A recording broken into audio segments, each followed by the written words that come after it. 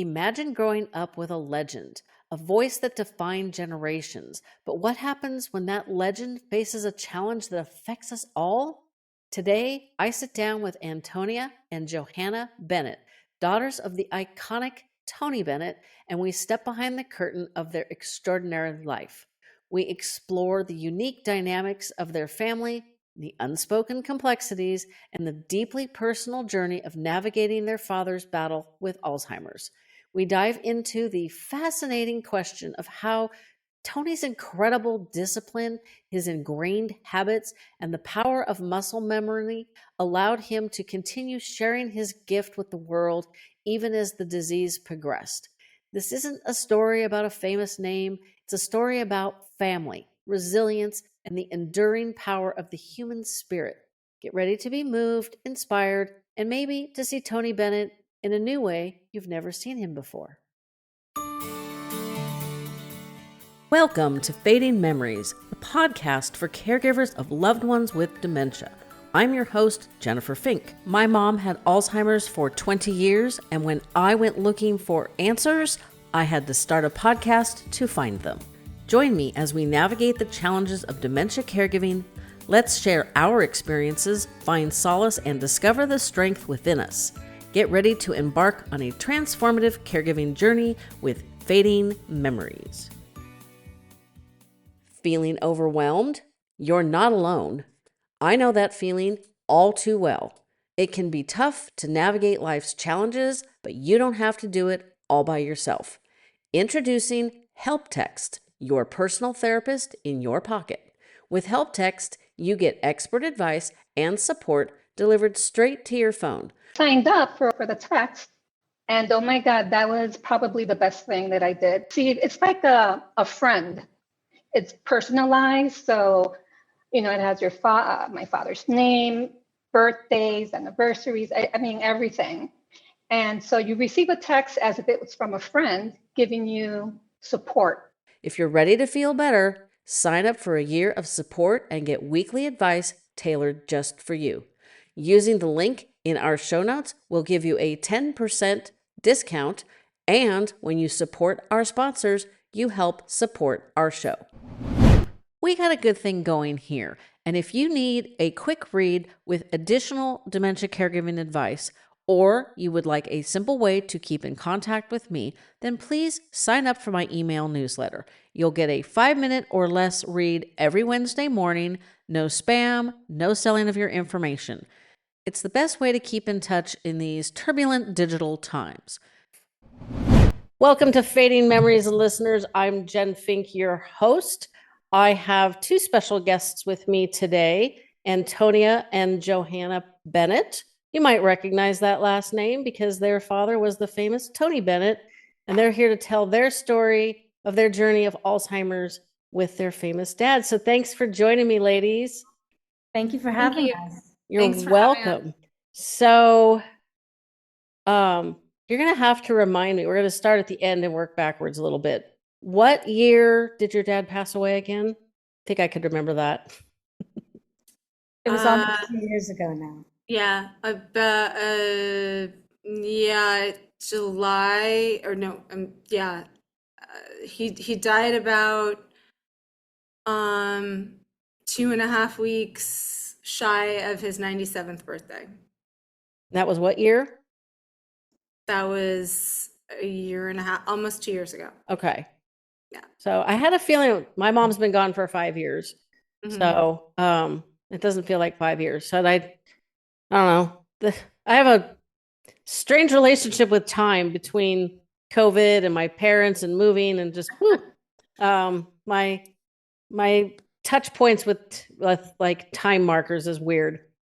So where should we begin? We were chatting. They thought we were recording. We were talking about how Antonia traveled with her dad while he was still performing while he had Alzheimer's. So when did he get an official diagnosis? So he died in 2023? He got an official diagnosis in 2016. Okay. So he lived a pretty long time with it. I haven't talked to too many people who live with it as long as my mom, but my mom was much younger, so that makes a difference. Did you notice changes before the diagnosis? I'm assuming that would be a yes. Absolutely. Yeah, I mean, well, with our dad, there was always cognitive issues. We were just doing another podcast with a neurologist, and we talked kind of more extensively about that. But there were some head injuries during the war. Car flipped over. He was in a Jeep. It flipped over. He hit his head. There was another one when he was younger, and there's also like kind of neuroprocessing, dyslexia, ADD type of things that's kind of very prevalent in our family. But you know, looking back on things, it's all kind of part of it with dad. So there were always kind of cognitive issues. And speaking of not being good with time, he was also like in particularly not good with time. Like the way that he would remember the timing of things was always kind of wonky. You know, I lived for many years in a crazy, incredible New York apartment deal of rent stabilization. And he would sometimes get, you know, upset at me because that apartment was on Central Park South that I was paying like, you know, something like $800 a month for a gigantic 1 bedroom with a fireplace in a great neighborhood. And he was like, you know, he had moved to fancy Central Park South with the view of the park and the whole thing. And he would get mad at me for something. He'd be like, you know, you've lived on Central Park South for, you know, like 20 years. And I'd be like, well, no, actually, Dad, I've lived here for 6 years at that point. You know, like that kind of a thing. But yeah. Always had kind of a very selective memory in the sense that sometimes he would be completely spot on and his instincts would be incredible and he'd remember things crystal clear. And then there were other things that just maybe were not so accurate. Yeah. Do you think He that's would maybe? also he would also do things that I would kind of maybe like that were like a kind of akin to self-medicating. Like he wasn't taking anything or eating anything, but for example, if he was on an airplane or if he had like 10 minutes or something like that, he had these notebooks where he was constantly writing lyrics to songs that he had been singing for 40, 50, 60 years over and over and over again. So he didn't go up on his lines during a show.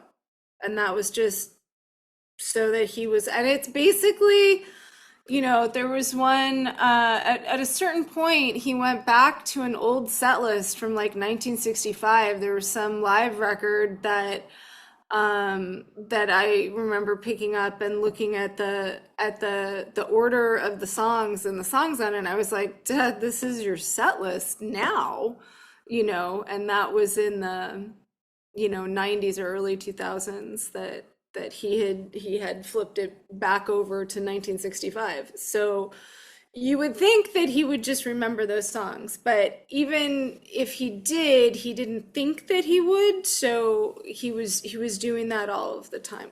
He did a lot of things that were repetitive. He And he was would, very disciplined with that. yeah, he would And this is read, always? yes, he would read the same books over and over and underline the same spot of things that he felt that were important.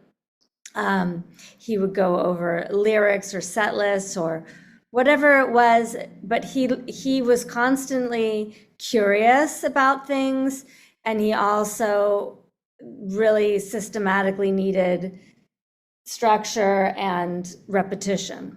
Yeah. That's interesting because I'm a retired photographer, so I'm a very creative brain, and I'm thinking a lot of what you described sounds a lot like a creative brain. Mhm. Sure. That's going to noodle around in my brain for a while because I don't like repetition. I don't read the same books, but I like structure so that it's almost like guardrails so that all Yeah. the creativity can happen within like a contained environment, or Well, else he it just explodes said- everywhere. Yeah, used that's to like an say- ADD thing though, too, right? He So, used to say that, because of his painting, he would say, there are two words to free in the saying free form. And the first, and one of the words is form. And so he would always say, you can be free, but you have to understand and know about form in order to do so. And Yeah. that's really how he felt in Yeah. music and in art. Definitely in music. He would tell that April in Paris, Miles Davis joke all the time. And it was, and the joke was something that really happened, which was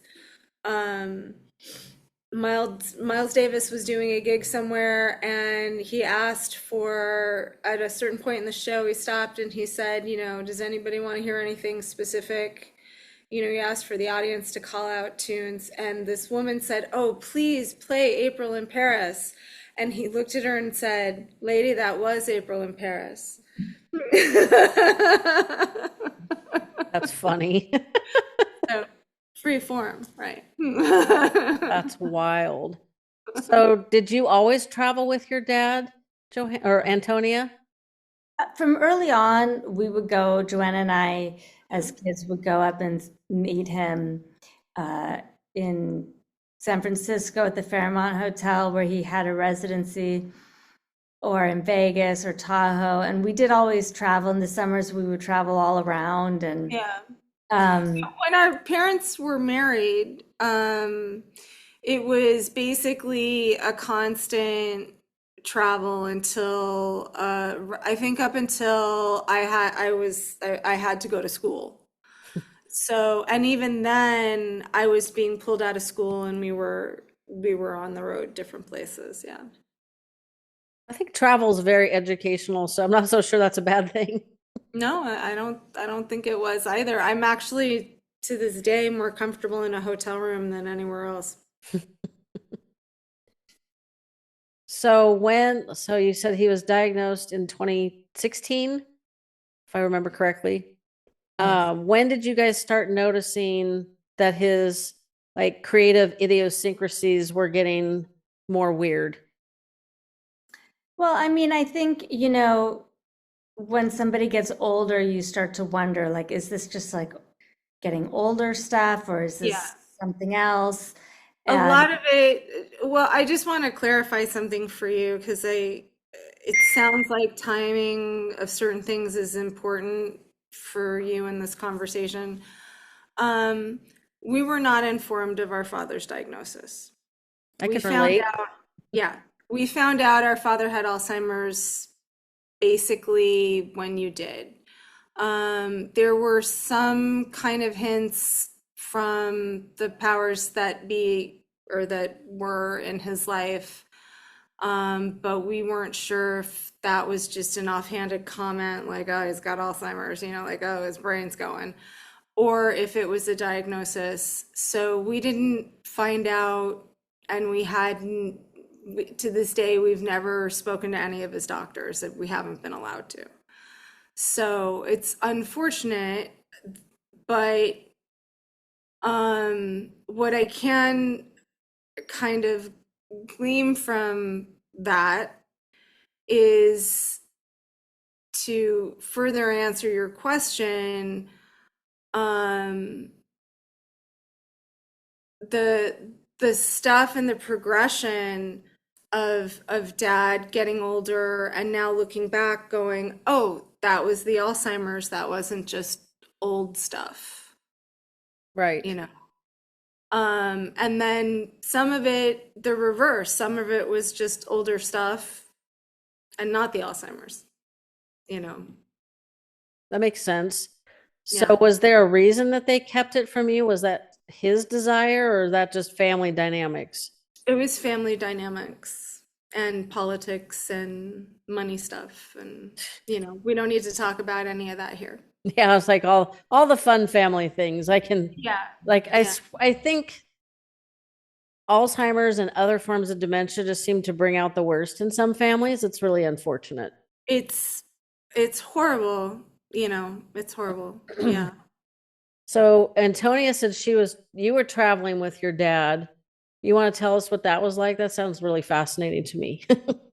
Well, I mean, it was great to be able to spend all that time with him, and he was so good at what he was doing. Even as a person with Alzheimer's, he was still able to hit all those notes and perform well. And Yeah, he also couldn't well, really hear very well in the end, and it was like this um incredible testament to his capacity and his vocal training, which again, he was unbelievably disciplined at. There wasn't a day that he didn't do his scales, and sometimes twice a day on a show day, that kind of a thing. And the all the muscle memory and everything was there. Yeah, that's what I find fascinating. You said you were talking to a neurologist earlier about your Mhm. dad. Did they give any insight as to why they think that he was, and I think you guys have nailed it, but why he was able to perform so long with Alzheimer's? I mean, my I mom don't know. forgot she had I breakfast mean, most days. you know something? I remember Antonia and I having conversations as tweens and teens saying, the second that he has to stop for any reason, that like that'll be it. Like, I mean, it was like he took energy from the audience, and yeah. That's interesting because I think so. He had really super ingrained muscle memory and He just had discipline. incredible training. Hmm. He had incredible bel canto training. That was bel canto before there's a kind of lineage of operatic training called bel canto that a really close friend of ours in Italy is now trying to recover because they feel that it was he and a bunch of Italian intellectual opera people feel that the lineage was broken, and he would he would say like, yeah, but your dad bel canto when? And I was like, well, it had to have been in the 40s, in the 30s, and he was like, oh yeah, so he got the real bel canto. And if you listen to a Tony Bennett record from the first 20 years of his career to a Tony Bennett record towards the end, his voice is somehow, as it got older, somehow stronger, somehow kind of I don't know, Antonia, like a wider and deeper sound. Um, and so it's just, it's like he had this, it was like this training that was so extraordinary. And it wasn't just that, it was his utter diligence and discipline with it. I think the discipline, like the day, like the stuff you're saying that he did every day, Hmm. most people with Alzheimer's start losing the short-term memory and they kind of work backwards. So since he had the same kind of routine every day and all that incredible discipline that you're talking about, I think that was like probably the most severe muscle memory I think I've ever had somebody describe. And then most people know that music fires up all the regions of the brain. And even for somebody who has a brain disease, Yeah. obviously you've got more capacity if more parts of it are functioning at once. Art and creativity are the only thing that fires up all the ranges of the brain, as far as I know. I've talked to too many neurologists in my life. I keep telling people I'm a creative artist person. I shouldn't know how to pronounce some of these words or know Yeah. these things. It's like I could have lived my whole life without knowing all this stuff. But I think that's, it's really interesting because everybody, reading in the paper, that he'd been performing with Alzheimer's. And I remember reading that, you guys as a family and, I'm sure his agents and all the people around him were concerned that when he had to stop, it would be the end. And it sounds Yeah. like that kind of was the case. It's the second that he got off the road that he was, and by the way, I think if not for COVID, we probably would have had him another 10 years. But it was like COVID happened, and he was home. And even when he was home, he was still doing a show in his living room. Just as like kind of cognitive therapy, right? But he was doing his 90-minute show every day in his living room with his piano player would come over and do it. But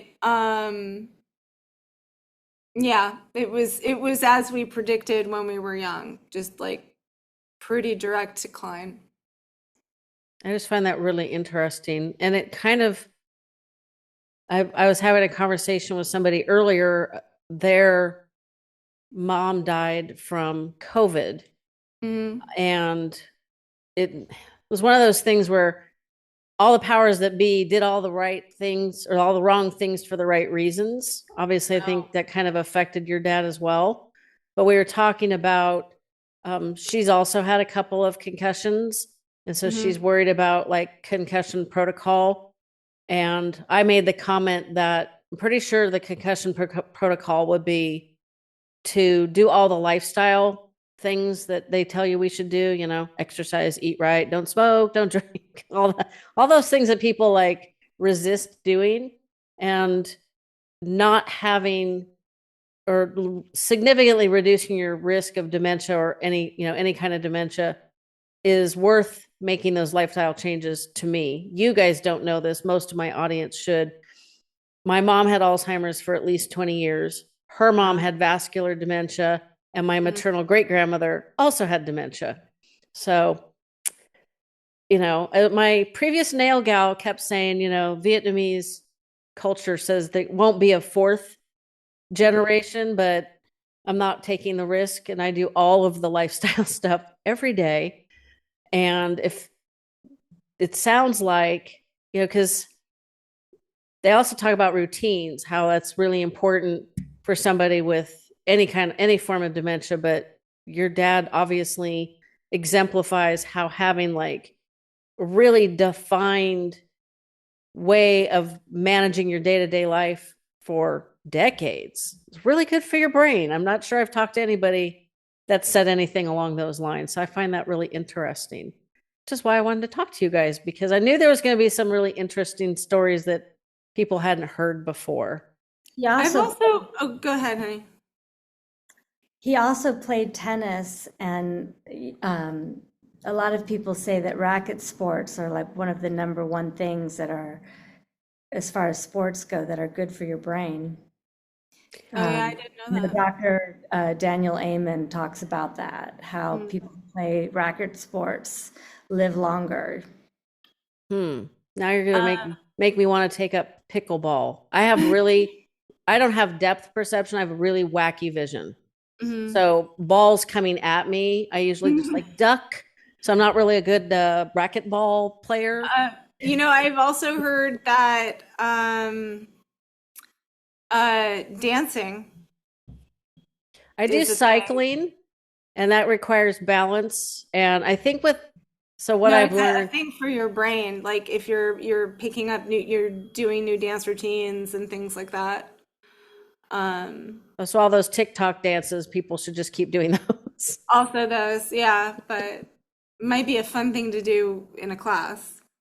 That's true. I have crappy knees, so I like cycling. I do the weight training. You're in New York. I was in Princeton in September, but I made sure, because I have not actually visited New York, even though my husband is from Staten Island. I'm like, I am getting off the red-eye flight from Sacramento to Newark, and I'm going into the city to the Peloton studio. Okay. I don't have time to do other things. It was raining the whole weekend I was there, so seeing the statue was not photographically worth the time. And, it's like, that's that's my daily routine. Weekends, I'm out cycling in the Sierra foothills, which is, I'm not used to it yet. Still working on that. But the balance that you have to do, and paying attention to the traffic, and that all helps your brain. But I can see how racket sports, because you got to watch, there's the tracking of the ball and the movements, and Yeah. there's more involved in that than, like, say, swimming, or even, well, maybe not well, I think a little bit more than dancing, but I don't know. Both Antonia and I were dancers when we were young, so we kind of have like different perspectives on dance. I've just heard that um like people that take up, like Latin dance or something like that, when they're starting to feel like they're having cognitive issues, that the cognitive issues either go away or they get greatly reduced. But Well, it's supposed to be like a thing of difference. So yeah, if you've always been dancing ballet, then you should take up flamingo dancing. yeah, or If you something like play the that. piano, then you pick up the violin. Or if you don't know how to read music, sight reading is supposed to be really good. But it's supposed to be doing something different and getting your brain to work in a way that it's not used to, that helps to engage learning a foreign language that you don't speak. All of those type of things are supposed to engage the brain, I guess. it actually helps build new neurons. Again, information I did not need to have in my life, but I know these things. And so, like, for dancing, so you're learning new choreography, you're engaging more regions of the brain because it's creative. You got the music, you got the movement, which is good for your vascular system. So I can see all of that. I swear. I say this a lot. If I was half my age and had twice the capacity for science, I would so go into brain research, because Mm. I find it really fascinating.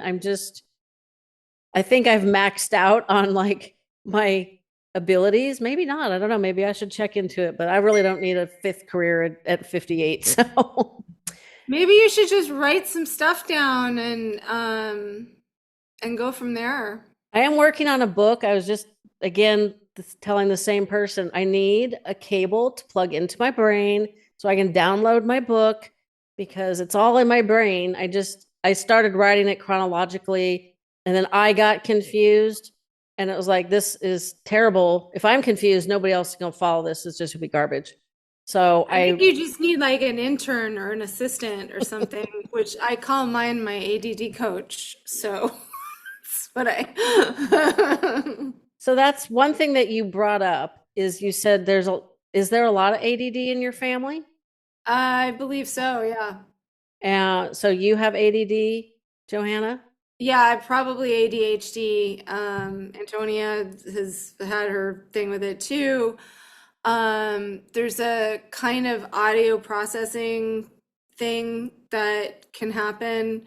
You could say something and I'll say, "What did you say?" And this is Antonia's description. I'm just repeating her stuff, but I'll say like, what did you say?" And then right before you answered me again, I've already heard you. So Hmm. it's a weird thing, like when we were dancing and stuff, when we were younger, I would learn some choreography absolutely perfectly, and then like the next day it was like it wasn't there and I had never seen it or heard it, like that kind of a thing. Or sometimes I could do it once, and then in the same class I could do the choreography once, and then the second or the third time it wasn't there anymore and I was just following. Interesting. Yeah. My daughter's got self-diagnosed ADD. And from what I've read and what she's explained, and obviously my experiences with her, I don't disagree with her self-diagnosis. Did your dad have ADHD? I think so. I think there was a I don't know lot for of stuff. sure. I Yeah. mean, it's never But diagnosed. he would have never gone and gotten a diagnosis for anything like that. I mean, it's There's it's also our no need because he was done with school yeah. and you know, at that time they didn't, you know, you just kind of As figured it. diagnosis back then probably wouldn't have been for the better. Yeah. Yeah. My mom was telling me about one of her brothers. I think it's Uncle Delvin, that he basically dropped out of school when he was very young. Like probably somewhere in elementary school, he probably dropped out, but they were from rural Louisiana. So he could go do that and then go work on farms and do other things. But she said he had such he was a very bright guy, and he just couldn't figure out how to read. And, you know, he was super, super dyslexic. And so he went and made a life for himself where he didn't have to do those kinds of things. It was just, you know. Yeah, if it's hard to, I mean, I know people with dyslexia can learn to read, but it's never enjoyable. Like I love reading.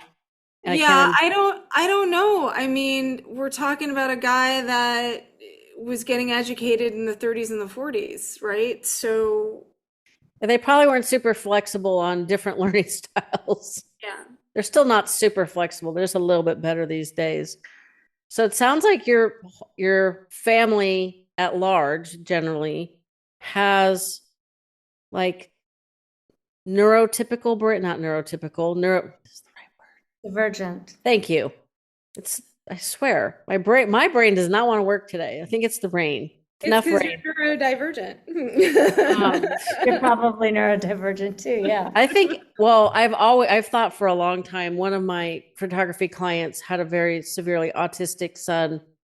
And between caring for my mom with Alzheimer's and learning how to navigate what she wanted from me with him was interesting. You know, because of my mom, it was easier to take a step back and be a lot more empathetic than I might have been previous, which is, I guess, a good thing. But sometimes I feel like, oh, bad. Good thing my mom came around for that one. But that's kind of when I learned it's like, there is not like, this is how brains are supposed to be. There's just a whole rainbow of options. And I've always said, you know, they say, well, you know, space is our final frontier. No, brains are our final frontier. When they figure those things out, it'll be a whole different world. I will not be around by then, even though I intend to live to be 103 like my paternal grandmother. Wow. Yeah, so I lost my mom in March 31st, 2020, our oldest dog in November of 2020, and my grandmother, my paternal grandmother, my last grandparent, April of 2021. So it was kind of a rough 53 weeks on top of all the COVID craziness. And, you know, it was interesting because she was very visual. She liked to paint. She was also very creative, very smart. And she lost most of her eyesight to glaucoma, mostly in 2005. She got glaucoma when I was 12. So that was like 1978. And in 2005, she fell and damaged the retina in the good eye. So from 2005 on, she was pretty much blind. And then at like 102, she got like really hard of hearing. And I thought, oh, that's got to be a nightmare. You can barely see, you can barely hear. It's like being in solitary confinement in your own brain. I was like, no, thank you. And so she managed to live about a year and a half after that. And, you know, 103 is good. No I think complaint. 103 is great. Well, I think one of the interesting things that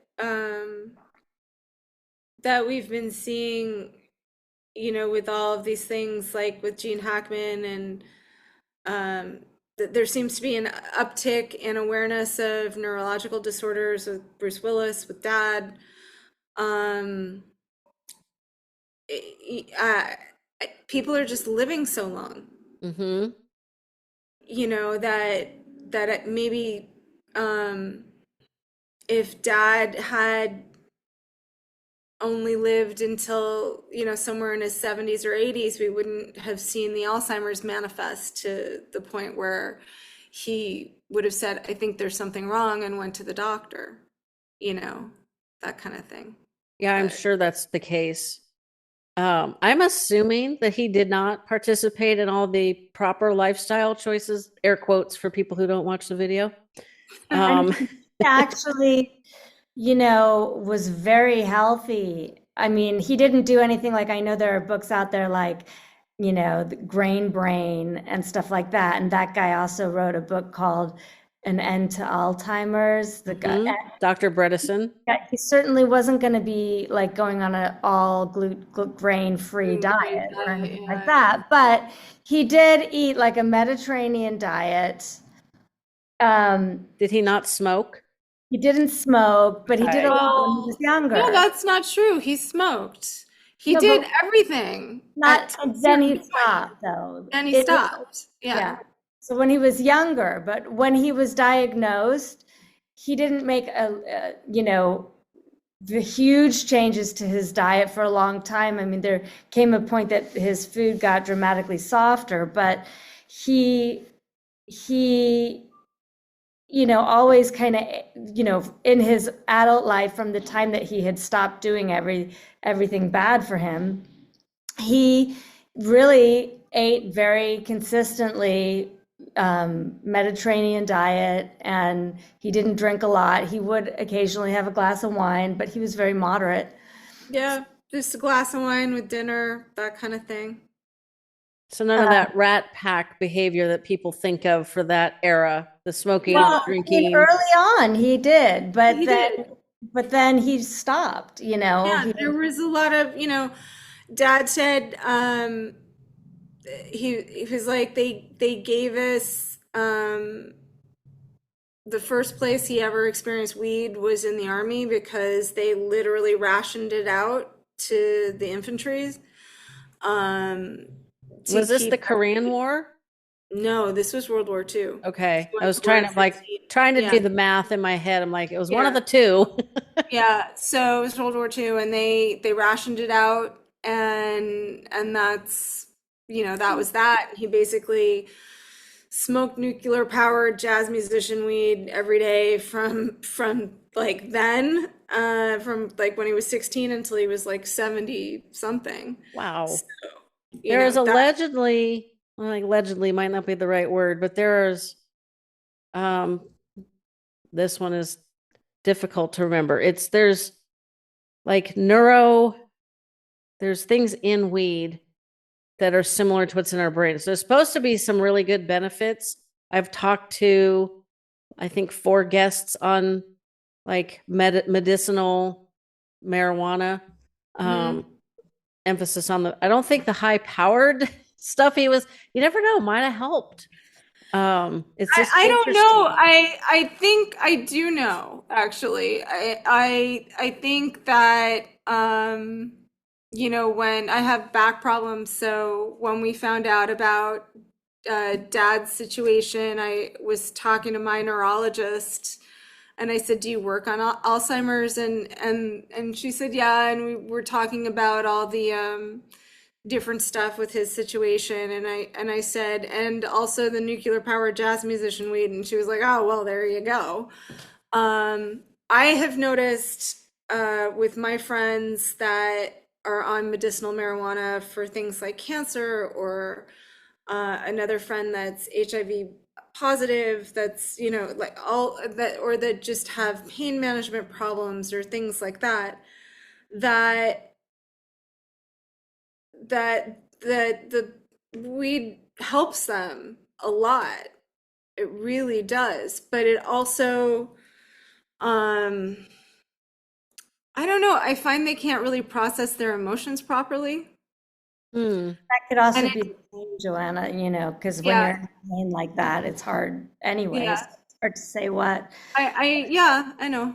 I Yeah, mean, it's hard to say what. It's true. I think, you know, there's pros and cons to all that stuff. I mean, now they're saying too that microdosing is really good for Alzheimer's patients to help them to remember things. Who knows? I think Yeah. any, you know, has its place for certain people. It just depends. I don't know. I'm not a doctor. I mean, I agree. I'm just, I can't pretend to know, but I know that there's, I mean, obviously with the weed, it can make you very forgetful. So, if you're already forgetful, I don't know, I don't know how that would work, how it would help maybe with the anxiety part. I think it increases anxiety. I think, like there's that paranoid thing. I don't know. I've never been a big pot smoker or anything like that, so I'm not really the one to. Well, and they tell you like smoking's like the worst thing for you. Like any neurologist that's worth their weight will tell you that's the first thing you got to quit is smoking. Yeah. But then you've got, then you've got like this whole conversation that we're having. My husband likes his cigars. He doesn't think that that's as bad as cigarettes. I'm like, dude, it's all Yeah, bad. tell them to look up how Desi Arnaz died. So, yeah. And then I don't drink because I like my sugar, and obviously both are bad for your brain. So I try to pick Yeah. my poisons, Mhm. and it's easier to control the sugar if I don't also drink. So, when I tell him that, there is no amount of alcohol that's safe on an aging brain, he just dismisses me. It's like, dude, do you think I just made that crap up? It's like, I did not make that up. Yeah. I'm creative. I'm not that creative.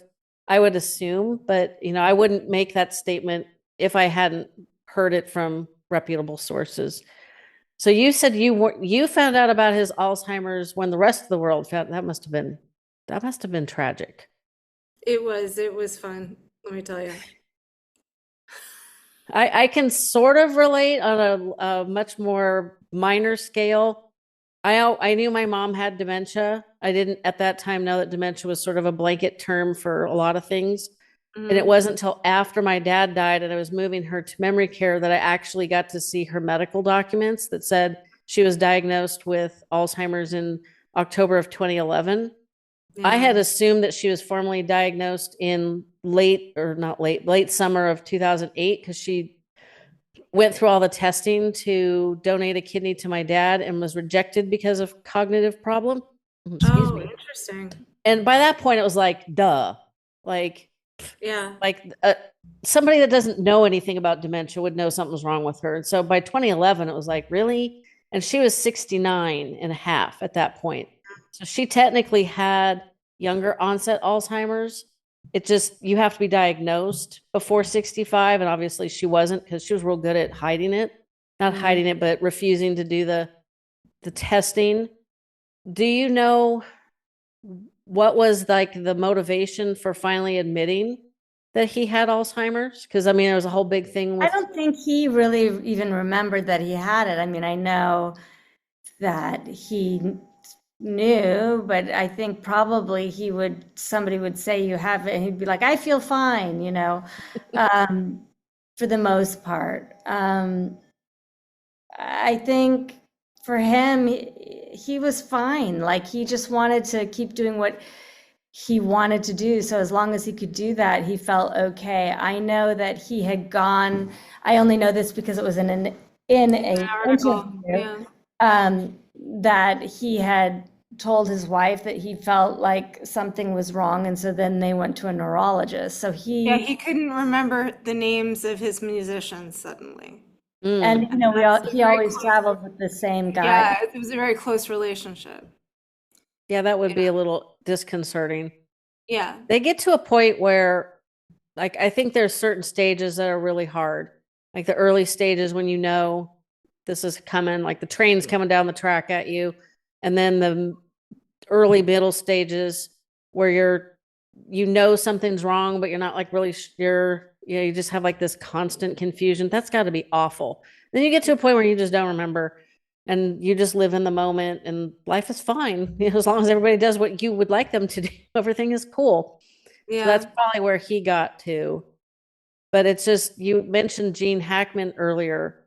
And before we were recording, we were talking about this situation. And I had made the comment that I find it very frustrating that his death certificate essentially says he died from heart failure, which is technically true, but it was the Alzheimer's that prevented him from doing the things that would have kept him alive with the heart conditions.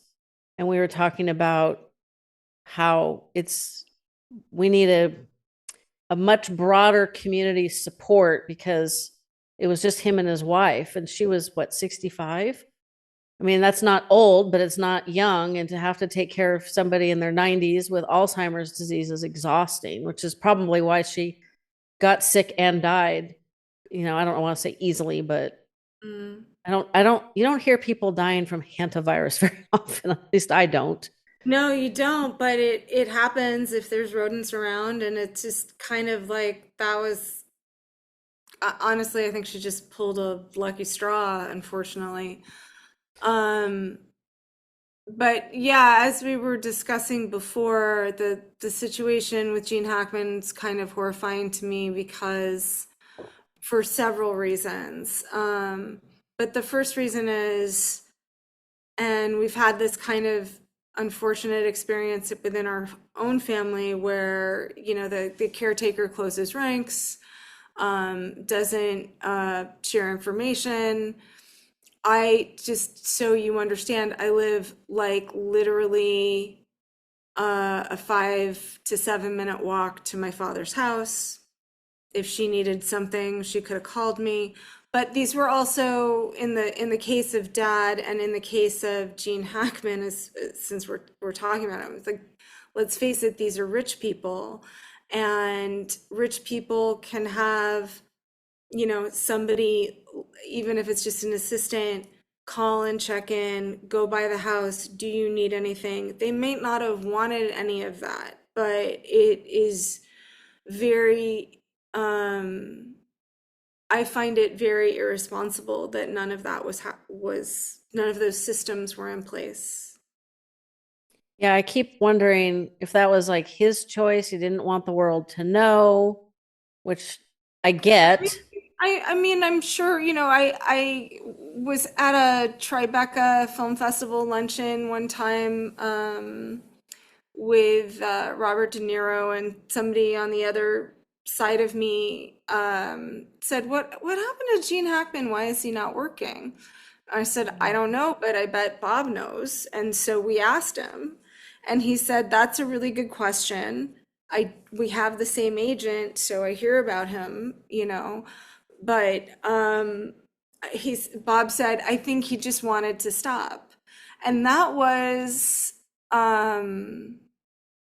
you know, a good 10 years ago, 15 years ago. So it might have been that he stopped because he was having trouble remembering lines.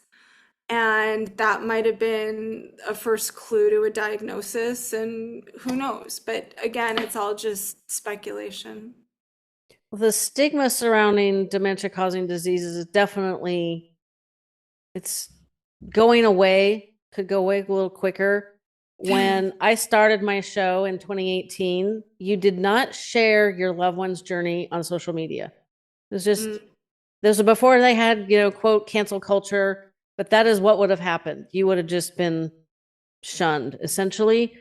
mm. And, you know, 2 years later with COVID, now we got people sharing every freaking day doing lives with everyone's like, oh my God. And it's good. I don't have a problem with it.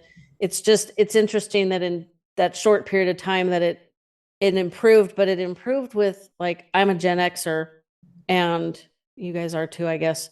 Yeah. But it's like the millennials who are more, little more social media savvy, and, you know, they didn't seem to fall under that same rule. Cause I kind of felt like I straddled the, you know, thou shalt not share, you know, this is a family thing. And the other side of the coin where people are like, I'm going to share it all. This is my support. Don't do your dirty laundry in public thing. Yeah. It's just, I find it really interesting. And in the support group this morning that I facilitate, we were actually talking about this kind of exact same thing about the stigma. As one of the members is newer and they're on the earlier end of the journey, and they're still kind of dealing with stigma being a problem. And one gal was talking about how when she was younger, you didn't use the big C word. You didn't talk about cancer. You know, people Oh called it the yeah. big C. And I barely remember that. So we're talking probably 40 plus years ago.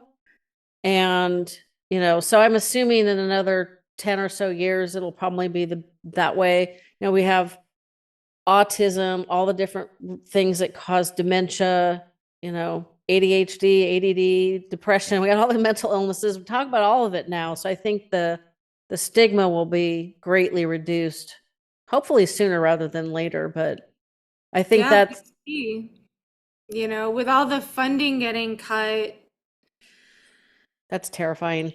it's terrifying. And, it's also like, who knows with all the funding getting cut, but I would assume, and I'm usually more pessimistic. I'm assuming that research and that knowledge will go somewhere else, which is detrimental to our country. I think that's terrible. I Yeah. don't think we're going to lose all of it. We're just going to be, we're not going to be the people coming up with the answer, which is terrible. But yeah, I think that just on a individual basis, we're gonna have to take this stuff into our own hands and make sure that we are communicating and understanding what's happening in Europe, research and study wise, and all those things. Yeah. I can't imagine the people that, like, I find the brain research fascinating. So I can't imagine the people that are like eyeball deep in trying to solve the problem, the find the cure, whatever. They'll be just like, oh, well, I'll go do something else. And I don't think so. That doesn't seem to be the way most brains work. So hopefully, they'll go wherever and we won't suffer too horribly from that. But yeah, it is terrifying. Like I said, I plan on living to be 103. I'd prefer to do it like healthy. If I'm not going to be healthy, then forget the 103. That's pretty much my choices. Okay. Well, I hope that you live to 103, and I hope, knock on wood, that you're as healthy as possible. As long as I'm like my paternal grandmother, my Nana, I'll be fine as long as I can see. I don't know how she managed. She was a librarian. Did she have anything like a dog or assistant or anything like that? No? And my aunt, she unfortunately burned out my poor aunt. No. My dad was the oldest of 3 sons, and so my aunt was the wife of the middle son. And no, she was very typical. Family does for family. Did not want to hire any. She had plenty of money. Did not want to hire somebody to, do light housekeeping, drive her places, prepare meals that she could throw in the microwave. Because it's a little hard to cook when you can't see. Yeah, we're having this issue with our mother, and she can see just fine. Oh. It's just that she doesn't want. And is she in New York? No, she's in Vegas. Oh, well, I would think in Vegas there's a lot of options for like many kinds of DoorDash. Unlike where I live, and there are, but she doesn't know how to like use that kind of. It's more that she needs somebody to help her, make sure she goes to the doctor and make the appointments, and did she get her medication refilled, and all that stuff that's like daunting for an older person. And we also need, and this is a whole other episode, I don't want to keep you guys too much longer, but we need a whole shift that aging in place, living in my home till I die, should not be the end all be all goal. Like, I do not understand why somebody in their 80s would want a single family home that you got to clean and maintenance and insure and, cook and clean.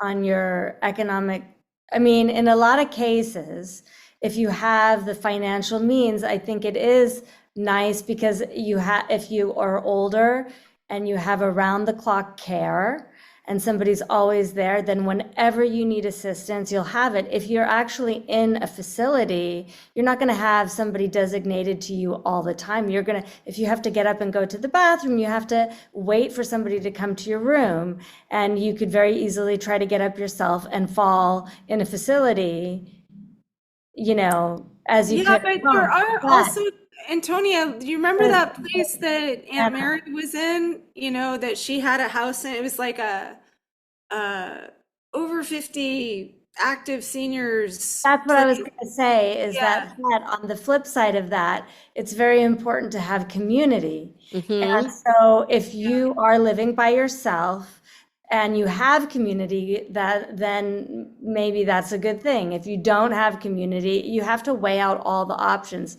There's not one answer for each person. And I think that it's important to be open-minded. Mm-hmm. I think Yeah, we need far more options. Would help a lot. there are these places, like our Aunt Mary had a house in one of these places in New Jersey that when it was time, it transitioned into assisted living. So you were in your home and you just got round the clock care when you needed it. And she hospiced it at home that way. And then all of those things. So I think there needs to be more of those facilities. Now, that being said, I have a friend now that had her mother in a whose mother was unfortunately in a Medicaid situation in a nursing home, and it was horrifying. Brought her home because the facility said it's time to hospice. She made a miraculous recovery, and now my friend is stuck taking care of her mom. It's like a whole thing 24/7. She can't she had to quit her job, and it's like a whole whatever. But anyway, I'm getting a message from Marlise that Antonia has to go because Okay. she's got a really great show she's gonna do tonight. Awesome. Well, I appreciate you guys sharing a little behind the scenes about your dad and talking about it's different talking to people that have like a famous parent versus like my mom. So it's just always fun to talk to different caregivers and different family members and just learn about everybody's journey. So I really appreciate you guys sharing. Thank you for Thank you having so us. much. Thank And you. thank you for all of your beautiful insight and stories about your own family. Thank you. Of another insightful episode. Now, as dementia caregivers, you pour so much of yourselves into supporting your loved ones. But remember, your own well-being is just as crucial, and that includes your brain health. I know that you know that staying physically active benefits your cognitive function. And that is why I want to recommend another fantastic podcast to you. Fit Strong Women Over 50 is a show that dives deep into losing weight, keeping it off, and effective workouts, and more. They interview experts and share their own valuable insights to helping you stay fit and strong. If you're looking for the inspiration and motivation to prioritize your physical health, then check out Fit Strong Women Over 50. The stories of people in their 50s, 60s, and beyond living their strongest lives is a great reminder that vitality knows no age.